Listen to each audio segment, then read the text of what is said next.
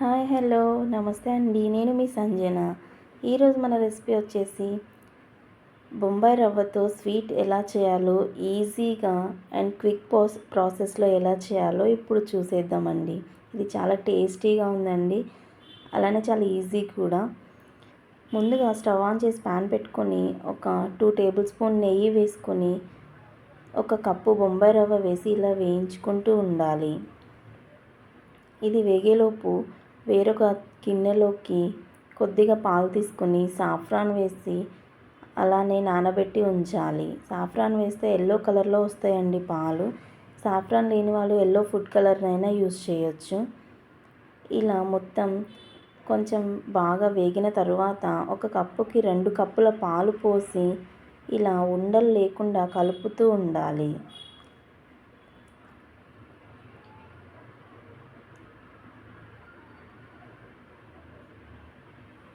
ఇలా కలిపిన తరువాత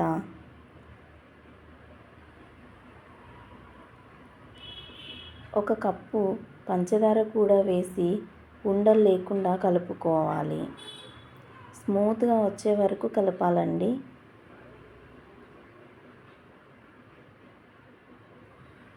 ఇలా ఉండలు లేకుండా కలుపుకుంటూ ఉండాలి. తర్వాత మనం ముందుగా కొద్దిగా పాలు మిగిల్చినాం కదండి 2 కప్పుల్లో, ఆ పాలు కొద్దిగా పోసి కలపాలి.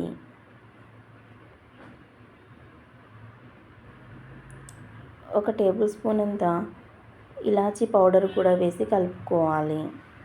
ఇలా పాన్ నుంచి సపరేట్ అవుతున్న టైంలో కొద్దిగా ఒక హాఫ్ అంతా తీసి వేరొక బౌల్లో పెట్టుకోవాలి.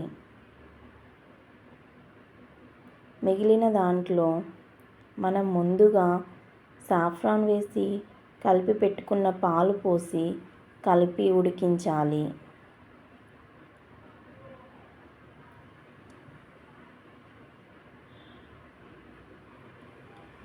ఇది మొత్తము ప్యాన్ నుంచి సపరేట్ అయ్యే వరకు కూడా కలుపుతూ ఉడికించాలండి. ఇలా ప్యాన్ నుంచి సపరేట్ అవుతున్న టైంలో స్టవ్ ఆఫ్ చేసుకొని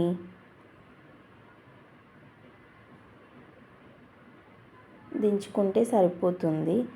అలానే వేరొక కవర్ మీద కొద్దిగా ఆయిల్ కానీ నెయ్యి కానీ ఇలా రాసి మనం వేరొక గిన్నెలో తీసుకున్నాం కదండి, అది హాఫ్ ఇలా చిన్న చిన్న బాల్స్ లాగా చేసుకుని చేతికి నెయ్యి రాసుకుని ఇలా చిన్నగా చపాతీలాగా చేసుకుంటూ ఉండి తర్వాత మనం ఎల్లో ఫుడ్ కలర్ వేసిన బొంబాయి రవ్వ స్వీట్ని రౌండ్ బాల్స్ లాగా చేసుకొని అందులో మిడిల్లో పెట్టాలండి.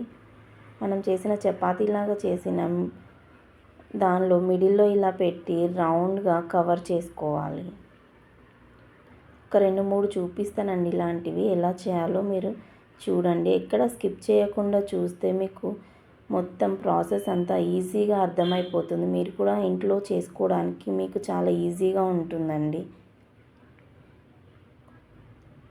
ఇలా మొత్తం రౌండ్గా ఇలా చేసుకొని ఇలా బాల్స్ లాగా చేసి పక్కన పెట్టుకోవాలి. చాలా ఈజీగా అయిపోతుందండి. ఏం ఎక్కువ కష్టపడే అర్థం కాకపోవడానికి కూడా ఏముండదు.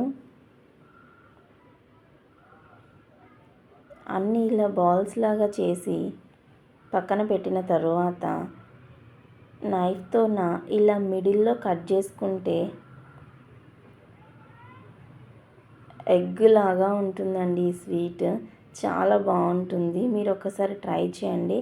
ఇలా అన్నీ కట్ చేసుకున్న తర్వాత మిడిల్లో కాజుతో గార్నిష్ చేసుకుంటే ఎంతో రుచికరమైన బొంబాయి రవ్వ స్వీట్ రెడీ అయిపోతుందండి. చాలా ఈజీగా ఉంది కదా ప్రాసెస్.